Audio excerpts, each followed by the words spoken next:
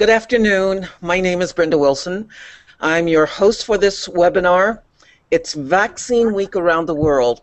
For many years, I've reported on public health and global health and did stories on immunization policies and practices here in the United States and in Africa, talking to people who were trying to understand the value of vaccines and reporting on the challenges often faced by governments, communities, physicians, and parents who have to make decisions about how best to protect children against disease. The World Health Organization estimates that more than 1.5 million children worldwide die from diseases that are preventable through vaccinations. Today, the International Center for Journalists is hosting this webinar to give you an opportunity to hear from an expert on vaccines.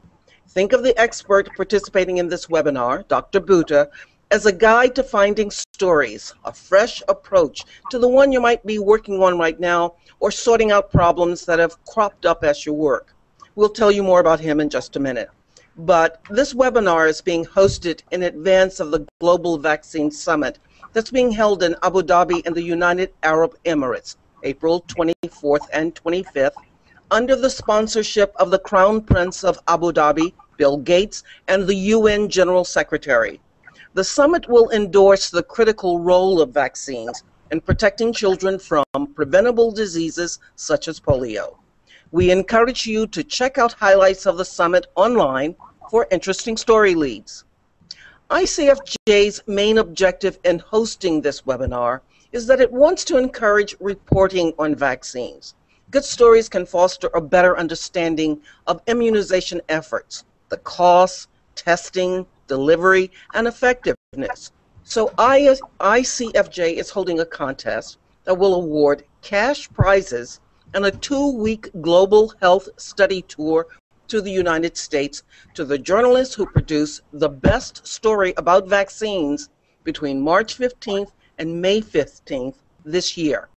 For more details about the contest, please go to the ICFJ link, and we're going to post that for you. During today's webinar, if you are in the Google Hangout, you may text in questions. If you are viewing webinar on YouTube, send questions via email to vaccinestories-africa at vaccinestories-pakistan at icfj.org. That's vaccine stories, one word, -Pakistan at icfj.org. At several points during the discussion, we will pause if we have received a number of questions and try to answer them or allot time at the end of the interview with our expert to answer questions. So let's get started. ICFJ is really lucky to speak to you, Dr. Zulfikar Butta, a man many of you probably already know. If not, he's someone you should get to know. He's one of the world's leading experts in the field of maternal and child health, the founder and head of the Division of Maternal and Child Health at Aga Khan University in Karachi, and the recipient of its Distinguished Faculty Award for Research. Later this week, he'll be addressing the Abu Dhabi Summit on vaccines on the subject of routine immunization. So we hope he'll give us something of a preview of his presentation. Pakistan has gotten a lot of media attention recently over issues surrounding the safety and security of health workers involved in the polio eradication campaign, and most recently after guards that were hired to protect health workers were attacked.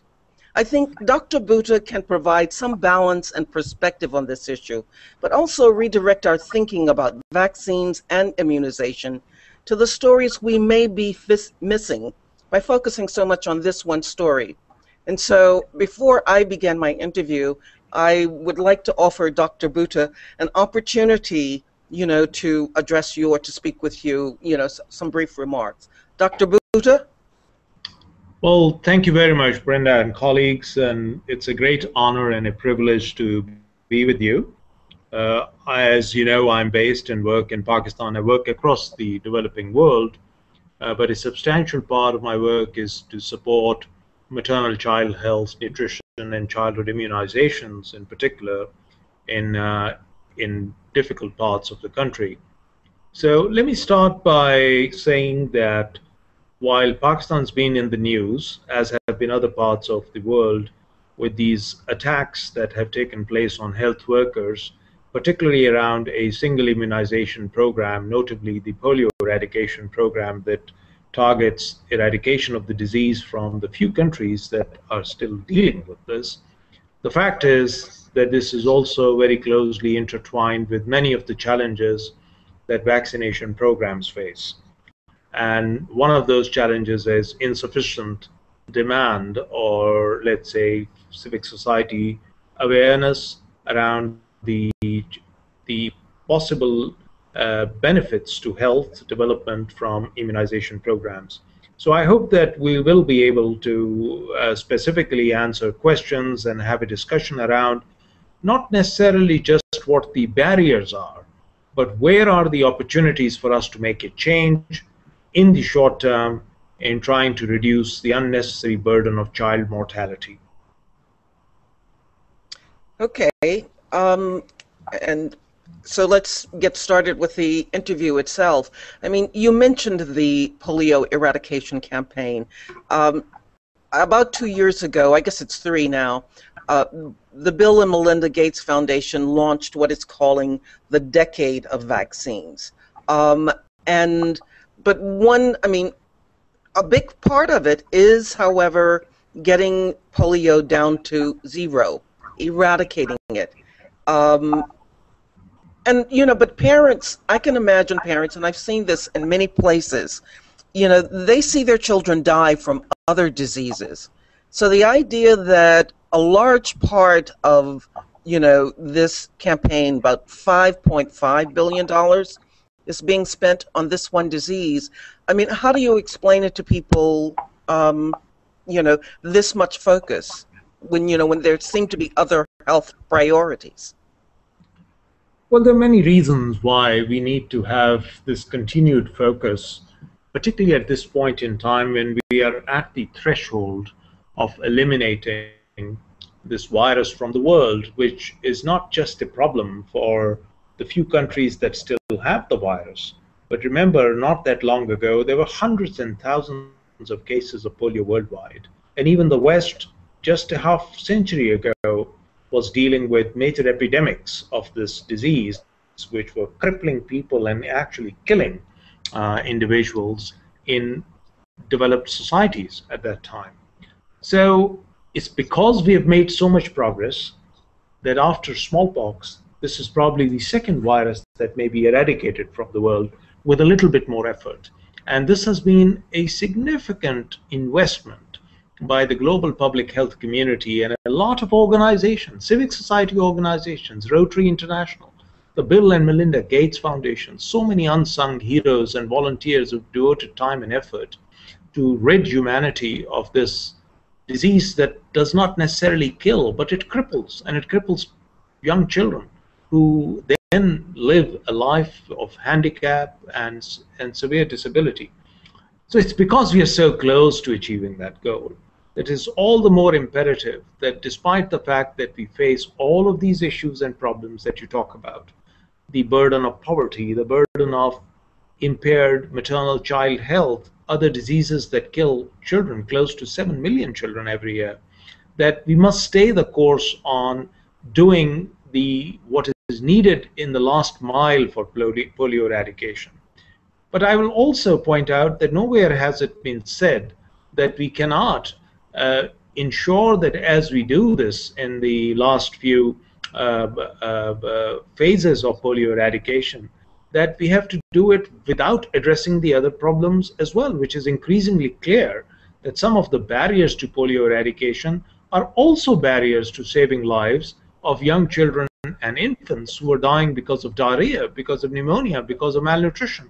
So this is also a great opportunity to use the infrastructure that is in place for polio eradication in many countries and what is now called the polio legacy to make sure that this can be used as an approach to address many other problems and diseases that the world can get rid of. You've brought up something that is very interesting, and that is the idea that targeted campaigns can perhaps help strengthen health systems. Now, this campaign, though, has been underway for some time. How would reporters or journalists go about assessing the benefits to health systems of this campaign, if there have been any? So on that, I think one would, in all fairness, say that what this campaign or polio eradication strategy of a range of bodies led by WHO, what this has demonstrated very clearly, that setting up first-rate information systems in poor communities and countries, which gives you fairly robust periodic information on what the coverage rates of immunizations are, which also gives you the potential ability to reach those who are not being reached. And also remember that in most countries where polio eradication has taken place, there have also been very concerted efforts at using the same information machinery and ministerial processes to support childhood immunizations in general.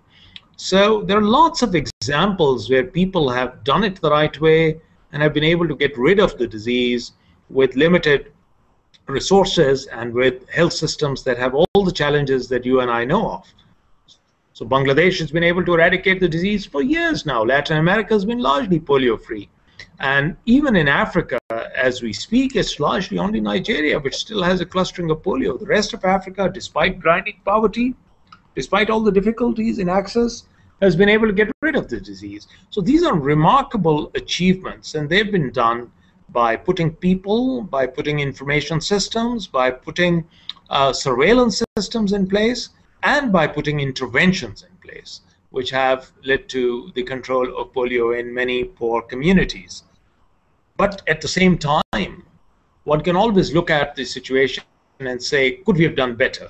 And absolutely, in some of the countries where we are encountering problems, it's apparent that perhaps we ought to have done much more for routine immunization, using the same approach and the same wedge for strengthening childhood vaccinations. We probably ought to have done more on community engagement and creation of the demand around vaccines as one of the most cost-effective, one of the most equity-promoting interventions for reducing child mortality. Those things are clear, and although they may not necessarily be apparent in terms of what's being done within the program, these are things that people are now beginning to crank up.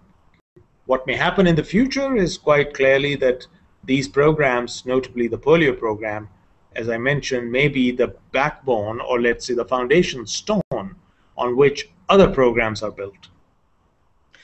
Apart from the preponderance of stories about polio, what has bothered you about the coverage? I mean, the focus on, I can understand that there have been so many stories about the attacks and security and safety issues, but are there other issues which you think that reporters could get better, or other ways they could do the story? I think one gripe that we have on the ground is that one has to be very judicious with sensationalizing what may be limited events or events which are very local. So yes, there have been, for example, events related to polio immunization workers and polio vaccinators and other health workers. But in a crisis zone with virtually a conflict which merges very closely into an insurgency, those things are not impossible to understand, because they're sometimes used by misguided people to push forward their own agendas. And once they're blown out of proportion and given a color which is not theirs, there is also the risk that you end up by doing more harm to the program. So to give you an example, I mean, I'm going to steer a little bit away from polio. I recently had an altercation with an analyst on prime time, where it was proposed, in my opinion, quite preposterously, that the failure of the Measles program in parts of Pakistan leading to an outbreak was directly related to what happened to Osama bin Laden. And that it could be nothing further from the truth, because The two are absolutely not linked, and where we had the measles outbreak in the south of Punjab and parts of Sindh, it was largely related to the dysfunction of the immunization system, as opposed to a major pushback from the community of not accepting vaccines. So I think there is a great imperative within our mass media and particularly our journalist communities that are working with all of us hand in hand, that we should have perhaps a better understanding of the situation around the ground on the ground and be reasonably judicious in what we paint as sensational stories, lest they cause much more damage on a public health setting. All right. I want to come back to that comparison with measles, the measles campaign, but one sort of final question on polio, just for clarification's sake, and that is, could you help make a distinction perhaps from vaccine-derived polio and wild polio virus? And once polio has been eradicated, does that mean we don't have to do vaccinations anymore? Oh, that's a great question, and it's a question which is pretty tricky to explain in layperson's terms because it can also be misconstrued. Now, remember that the polio vaccine that we have currently, the oral vaccine, are all what we call attenuated or very, very mild polio viruses which have been grown in special conditions to lose their virulence, and they work through generating antibodies at the level of the intestine and then also within the blood to prevent the development of the disease. So the person becomes immune without contracting polio per se. So these lab-derived or vaccine viruses are special. Once you start bombarding the population with these viruses as a means of inducing population immunity, which is the approach that has been taken, then you do run the small but real risk at times of some of these viruses, which are generally grown in controlled laboratory circumstances, of developing characteristics that can lead to a form of paralytic polio indistinguishable from routine polio. And that's what's been termed vaccine-derived poliomyelitis. Typically occurs with type 2 virus of polio, mainly because in many countries the type 2 virus has not been around for a very long time, and as a result, therefore, natural boosting of immunity in those environments goes down. And then on top of that, if your routine immunization coverage where you receive the trivalent vaccine, the 3-valent vaccine for polio, is very low, you can run the risk of some of these viruses becoming much more virulent and causing clinical disease. However, having said all of that, the risk is generally small. And the risk is largely when we continue to have these large-scale campaigns in countries well after the polio burden has gone down quite substantially. So that's one of the reasons why, in its recent most evaluation of the situation, the World Health Organization and technical experts have come with a several-pronged strategy to address this issue. One arm of that is to ensure that our vaccines for polio become a lot more focused and targeted. So if we do not want the type 2 virus to be around, we need to get rid of the type 2 virus in the vaccines by making sure that the newer vaccines, which are more potent, the bivalent vaccines, are used.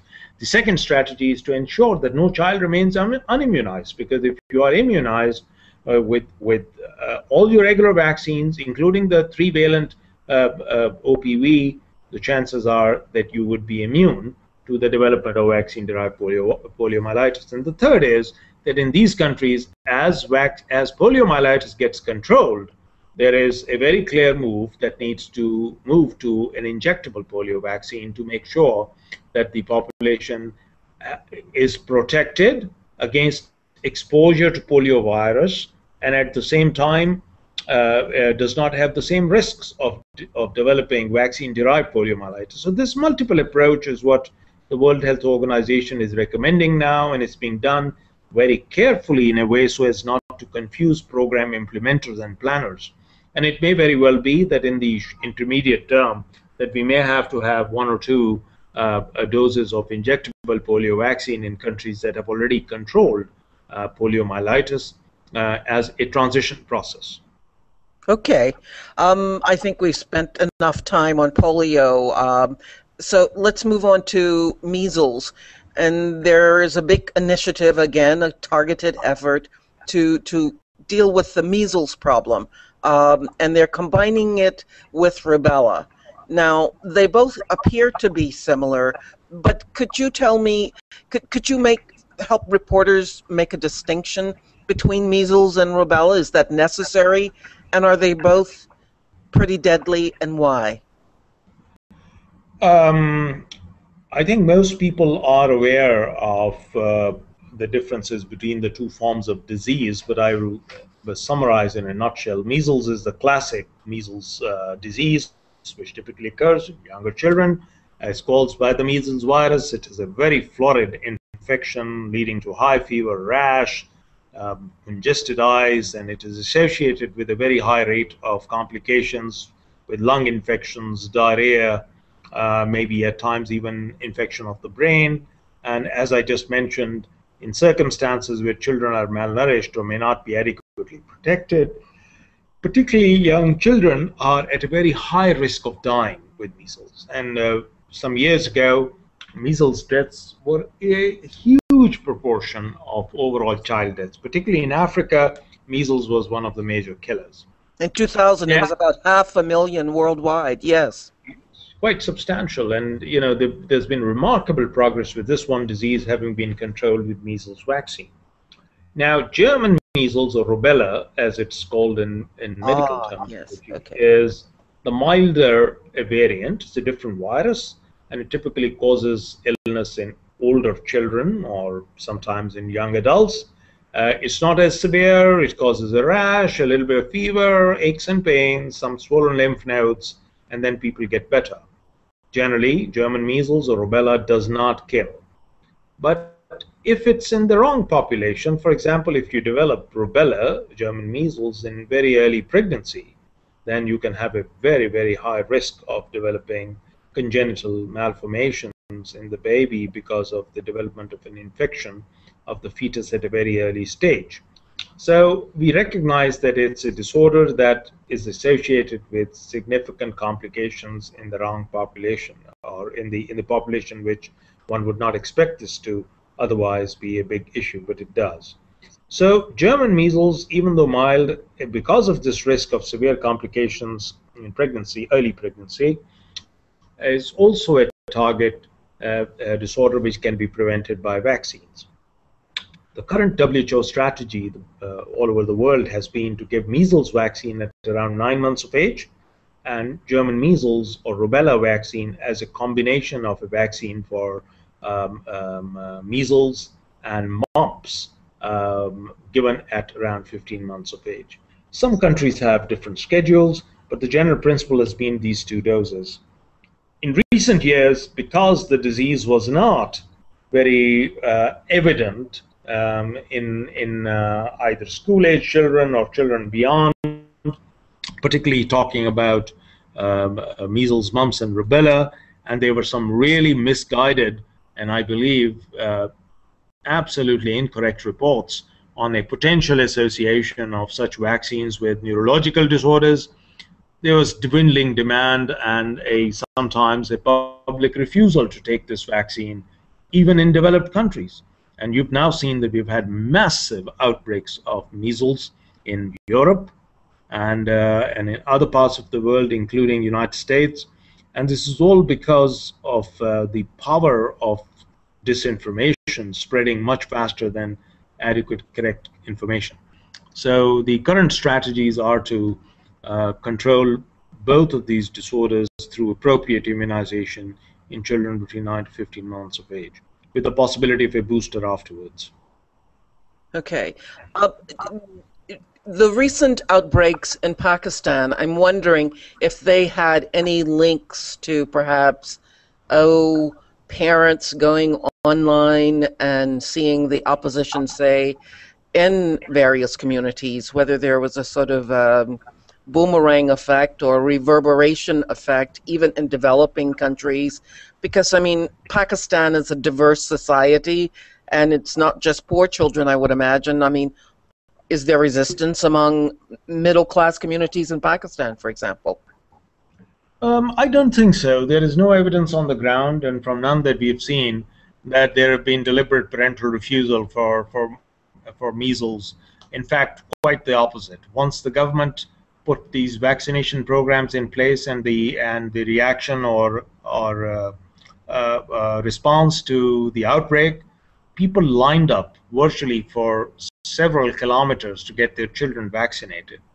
We've observed the same thing more or less after emergencies, be those floods or the earthquake in other parts of the country, that getting their children immunized is not a big issue in terms of popular, access information and desire to get this done. So in Sindh, where I mentioned the measles outbreak just a short while ago, the major reason for the outbreak was just not enough immunized children, because the health system did not do justice to the measles vaccination program. There was even a catch-up campaign where we believed that there was not adequate quality coverage. And now when you go in, you find that the large majority, I would say almost all cases of measles that occurred in Sindh occurred in the wake of lack of immunizations. And therefore, it's very important to distinguish that from other forms of vaccine refusals in the West, where it's not that the health system isn't delivering, it's that people have misgivings around the vaccine and haven't taken them. That's not the case in rural, impoverished Pakistan. Okay. You mentioned rural, impoverished Pakistan. Is that where these outbreaks are mainly confined, or are you finding them in urban areas where children are not being reached as well? And where should reporters look? I mean, I would assume they should get out in the field and go to rural areas, and it's important to get on the ground. Who can help them do that? In all fairness, the journalists did. So Okay. certainly in Pakistan, with the outbreak, it was really the mass media and a large number of journalists who constantly pointed this out and put it in the mass media in the front pages, and therefore there was a massive response from the government because of the political imperatives around staying out of the wrong kind of news every day. So I know that the journalists played a pretty critical role by visiting rural populations, seeing these children suffering, and to a certain extent that's still continuing. So to answer your earlier question as to where these outbreaks have been or disorders been, it's very clear that yes, there is a disproportionate number of cases in rural Sindh or parts of southern Punjab, where the health system is generally weak, people generally poor, and there are relatively few service providers. But now that we have had this outbreak going on for several months, there are plenty of cases to be seen in cities also. And they're typically slightly older children who are not as immune as younger children might be. If you were going to, you mentioned earlier the great success. We went from about 548,000 cases of measles worldwide, and now it's down to about 158,000. I guess one question would be, where would you go to or explain why that happened, that you got it down, and how would reporters go about telling that story? I mean, is it a story about the media? I mean, they've taken quite a beating on the polio story, but what groups would they look at? Who helped bring those numbers down? Well, firstly, those numbers could also be the epidemic burning itself out, because once you have an outbreak like this, the moment you finish the non-exposed or at-risk children, the epidemic will die down. So the fact that the number of cases of polio has gone down, a number of cases of measles has gone down, is yes reflective of the response that the government has put in place, but it's also because that in many places they're not uninfected children anymore. To come back to your question on what has been the role of the media, I mean, I believe, as I said, it's the media, very specifically focusing the policy attention on this by putting this in the news, by doing some fantastic research and sleuth work, by going to various areas and seeing exactly what were the problems on the ground. So the media kept a lot of the policymakers on their toes, including senior level people like ministers of health who had to spend time in the rural areas to oversee the launch of the response and the campaigns there. Now the challenge here is for the media to stay and keep its attention focused on this thing until its logical conclusion, which is time consuming, but it's not impossible.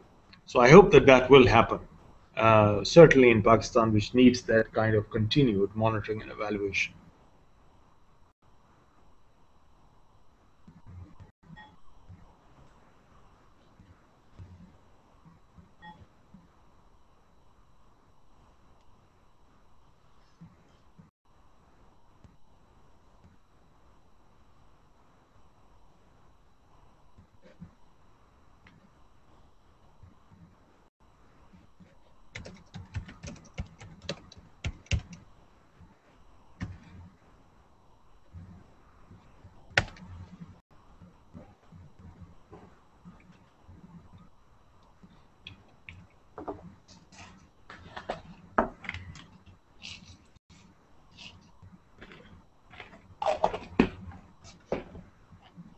Okay, it appears to be loading me, but I don't know.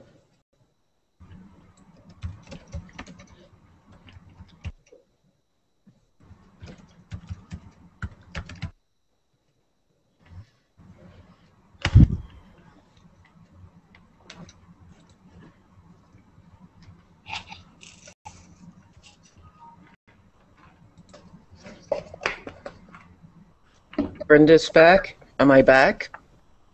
Yes, I can hear you. You can hear me. Okay, then. Sorry about that. You were just saying that essentially the measles epidemic essentially burnt itself out. I'm not quite sure how you ended that. Yes, no, I was saying that one possibility is that that the downturn in measles cases in the rural population is because the epidemic has burnt itself out there. There was a massive outbreak earlier on, but we are now seeing cases in urban populations, and it may very well be that over time this epidemic will indeed burn itself out. So I don't think we should be celebrating just yet, but there are many, many lessons in here, both for policy, for implementation, and also for the donor community as to how they should react to emergency measures, with emergency measures once they have a crisis like this. What are those lessons? Yeah. It took us a long time to get a group of people together to come to a consensus on the type of strategy that would be needed. Then once we had that, there was a lack of consensus between agencies as to what was the best strategy given Pakistan's situation. We put out a call very early in the outbreak for some help with procurement of vaccines. I think the agencies reacted pretty fast to our request, but it still nevertheless took time.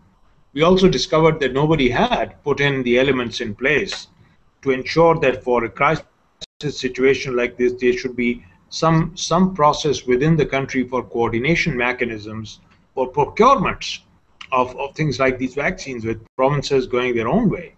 So there are a number of operational lessons in these recent issues around childhood vaccinations, which also starkly put in front of us the amount of preparation that will be needed, so that it does not occur again.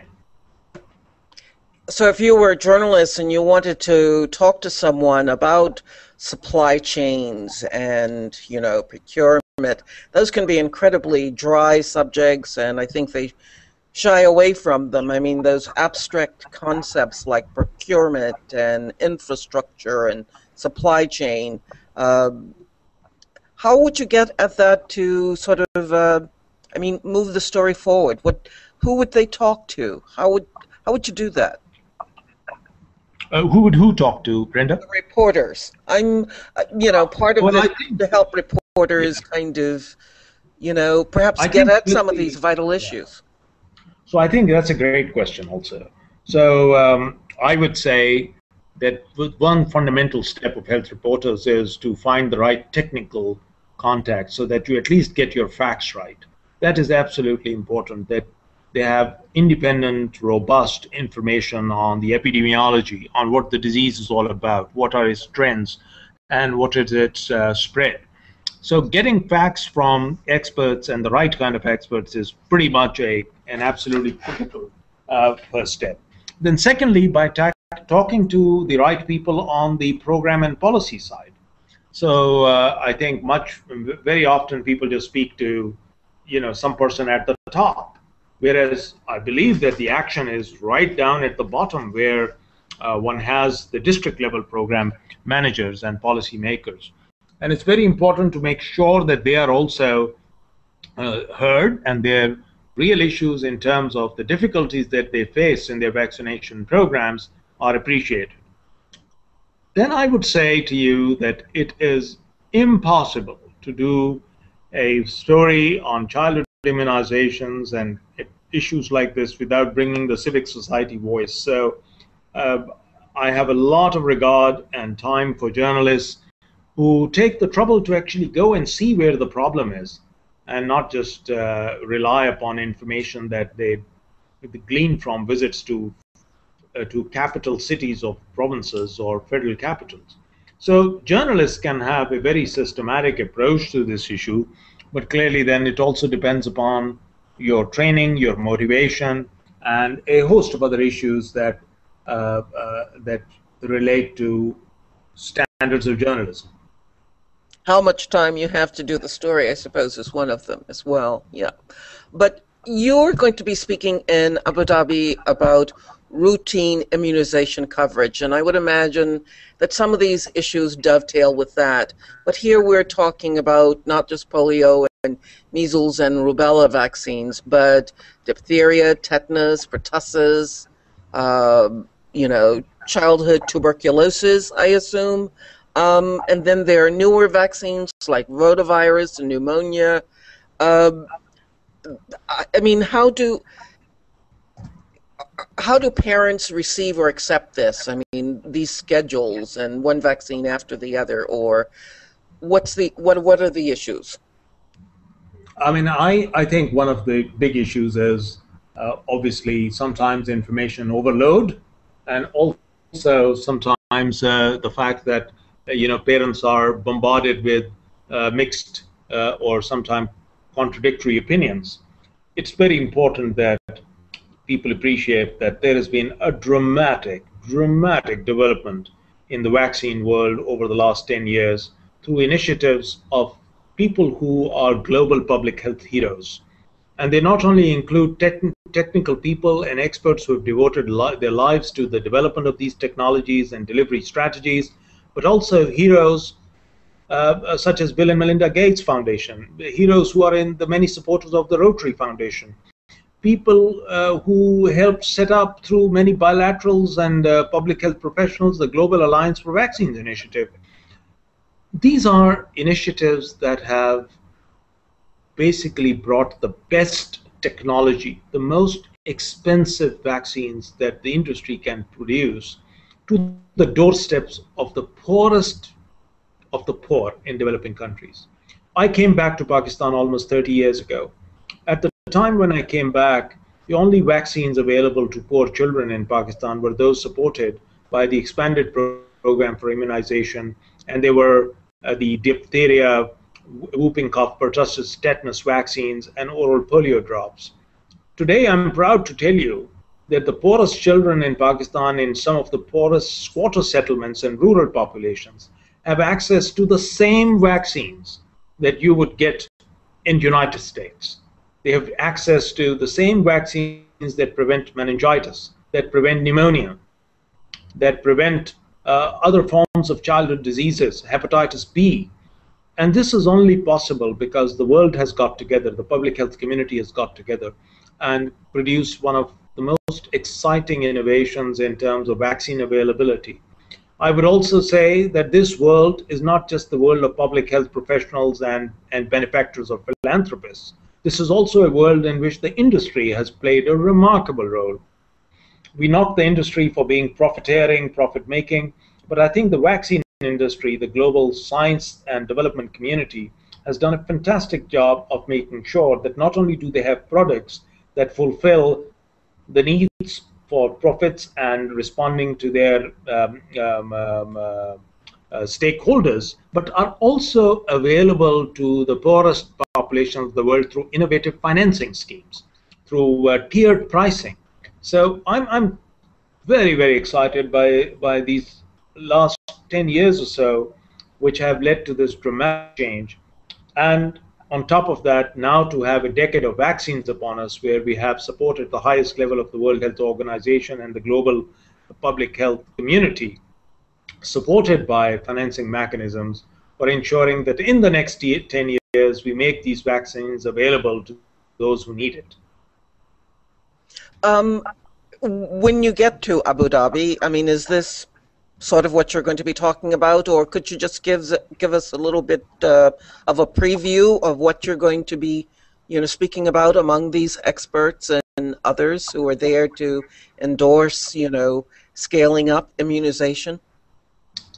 I haven't quite decided what I'm going to say in Abu Dhabi. It's a panel, and when you're on a panel, you have to respond to what the moderator asks you. So, and I'm also on a panel when the Director General of the WHO is sitting with me and several other people. So the honest answer to that is that I would make a case along the lines that I've just spoken to you about. The excitement, the fantastic progress that has been made with childhood immunization. But I think I'd be remiss if I did not use my position as representing some of the public health science community from the developing world if I did not point out the need for staying the course. How can we do even better? How can we focus a bit more on the innovations that would facilitate implementation? Remember, we have to convert vaccines into vaccinations. So as long as these products just stay sitting on a shelf and they don't get to people at need, they really won't do anything.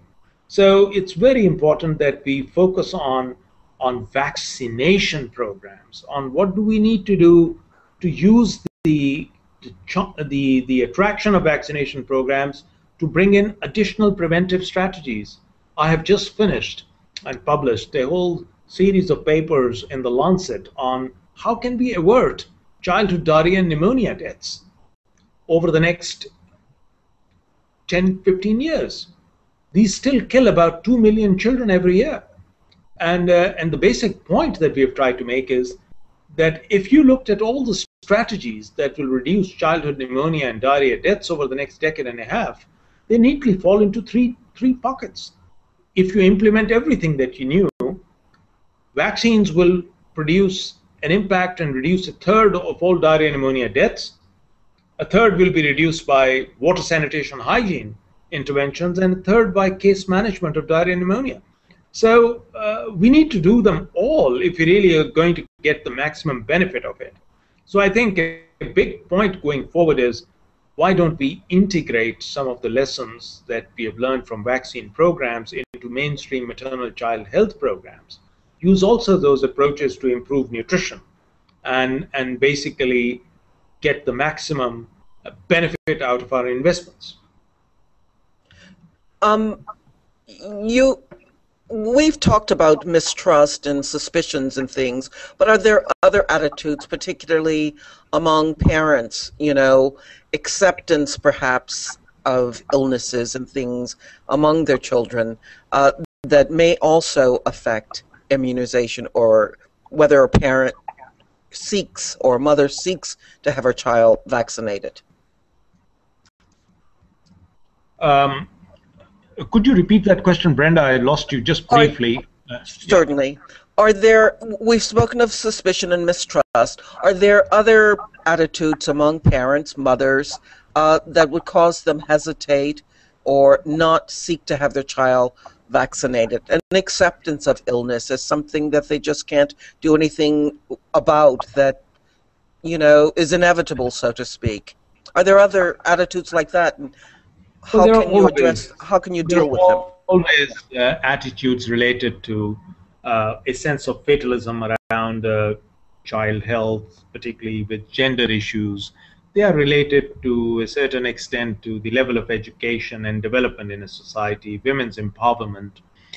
But I don't believe that there are huge barriers, at least in the developing world, of mistrust of vaccine programs in general. There has been a lot of noise around the polio program for a range of other reasons.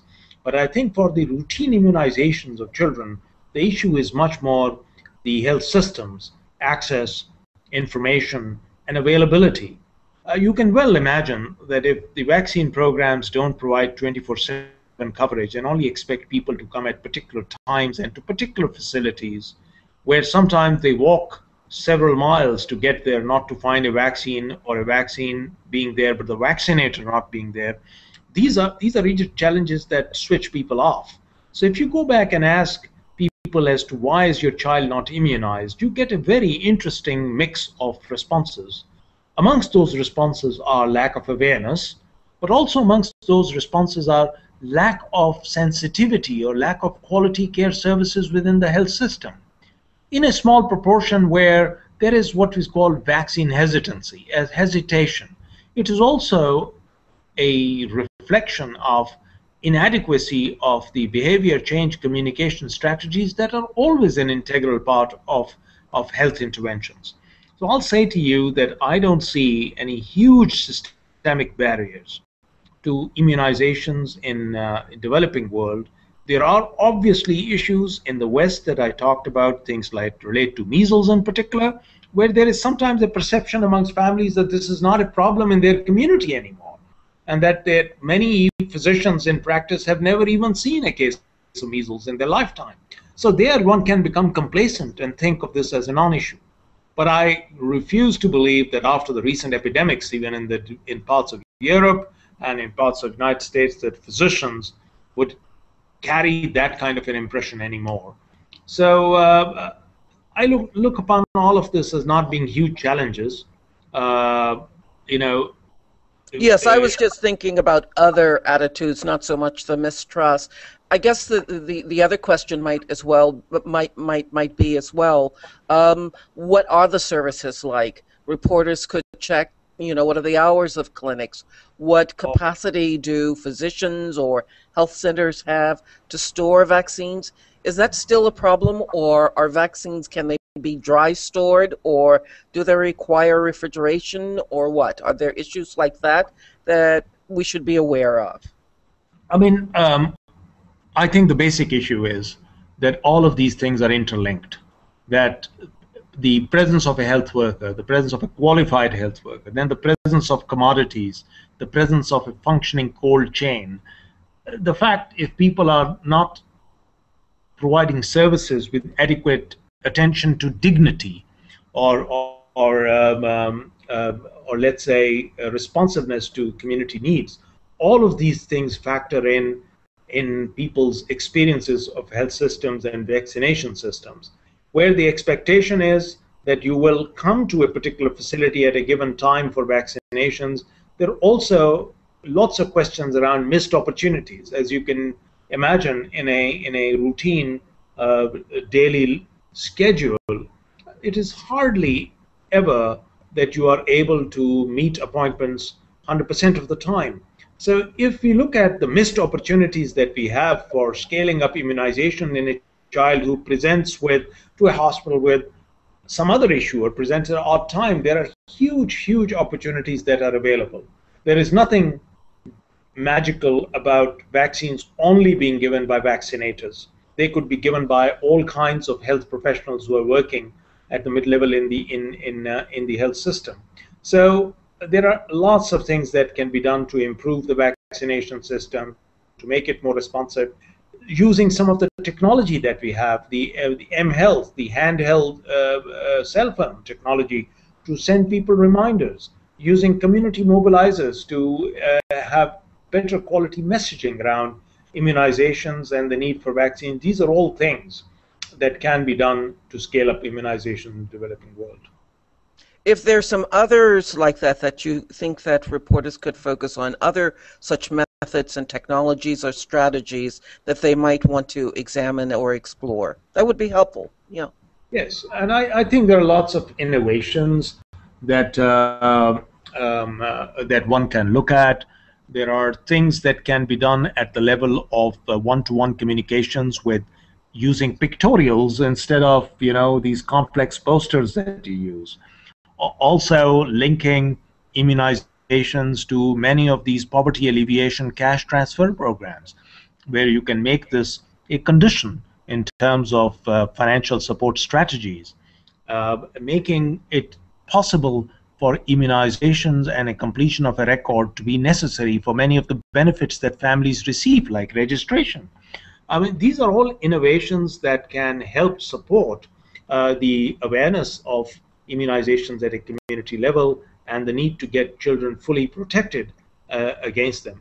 There are lots of examples of how messaging systems can also be made low cost and much more responsive to local contextual needs.